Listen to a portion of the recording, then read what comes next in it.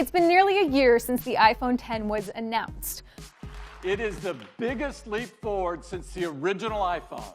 Which means it's been a year of all the other phone manufacturers trying in some way to capture the mystique and the endless chatter about the iPhone X. So if that meant shipping a new phone with a notch or adapting a new gesture-based UI, that's what phone makers have done this year. Okay, to be fair, it's not like everyone's waiting to see what Apple's going to do in September and then rushing to copy them necessarily. Most phones are in production for many months before they ship to consumers. But Apple has the uncanny ability to set the tone for what a premium phone is going to look like. Here are some examples. The notch is the most obvious physical attribute that started popping up on phones this year. And it was driven by one key design choice: bezel-less screens. If the display takes up the whole face of the phone, there's no place to put the camera or a 3D sensor or a speaker. So the solution is a cutout. Now, Apple actually wasn't first to this. The Essential phone, which launched last August, has a round notch at the top here. Then came the iPhone X, and the notch became a big topic of conversation.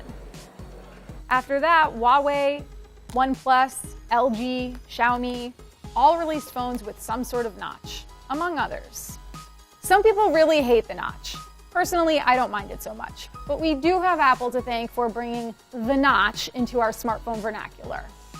After the notch, the second most noticeable feature of this year's phones were glass backs. Now, Apple, of course, had a glass back on the iPhone 4, and since then, Samsung's had glass-backed phones. But to support wireless charging, Apple rolled it out again with the iPhone 8 and iPhone X, after which glass backs were everywhere. What's interesting is that this trend even trickled down to what you might consider budget phones, something like the Motorola G6, which costs a fifth of what the iPhone X costs. While this has given smartphones a nice premium look, it's also made them slippery as hell. Case in point. But hey, it's probably been great for companies that make phone cases, or giant tech companies that offer repair services, like Apple. Moving on. Unlocking your phone with your fingerprint is so 2013.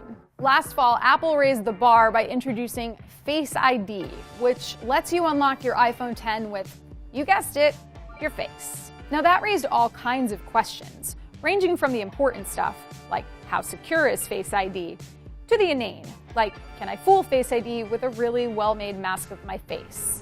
Nope. Hi, David. Now, Samsung had been doing face recognition and iris scanning for a while before, and others are pushing boundaries too. Chinese phone maker Vivo shipped a phone this year that has a fingerprint sensor built into the display. But Apple's Face ID has 3D depth sensors, which helps push face scanning to the next level. Which brings me to animoji. I mean, really, what good would your $1,000 smartphone be if you couldn't turn yourself into a goofy unicorn or have a bunch of farm animals sing along to Bohemian Rhapsody, right? In either case, the iPhone X's 3D sensors made animated emoji possible. And since no one wants to be seen as behind the curve or slow to adapt whatever new tech the kids are into, others followed suit. With the Galaxy S9 phone, Samsung rolled out AR emoji. Now, these aren't exactly the same as Animoji. Samsung's AR emoji look like you. Well, sort of. But these also track your face and your movements. AR features in general were a big focus around the launch of the iPhone X. Although, again, Google Tango came first, which showed up in phones like the Zenfone AR phone last summer. Once Apple ditched the physical home button, it had to come up with a way for people to access apps and multitask. So we have this gesture-based navigation, which is a long way of saying swiping. Lots of swiping. But the system was clearly appealing enough for Google to mimic it in Android Pie, its newest mobile operating system. Google replaced the familiar lineup of 3 virtual buttons at the bottom of the phone with this single pill-shaped icon. Swipe up, and it shows you all of your open apps, which you can then swipe side to side on.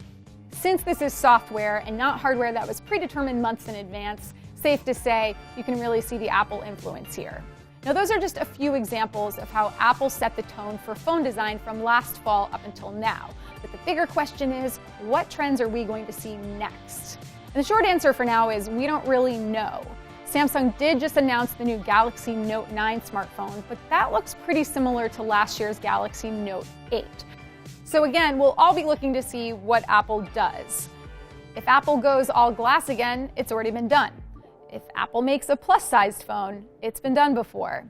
If they go with a smaller phone, that's been done before too. If they make the camera better, well, everybody is doing dual lens cameras and fancy portrait modes. Really, Apple's advantages are in design, engineering, and software. Unfortunately, its software locks you in, but it also works well between devices. And as hardware keeps converging more and more, the feature everyone tries to ace might not be a hardware feature. It might be an AI feature, basically how smart a smartphone can be. And that's when we'll find out who the real trendsetters are.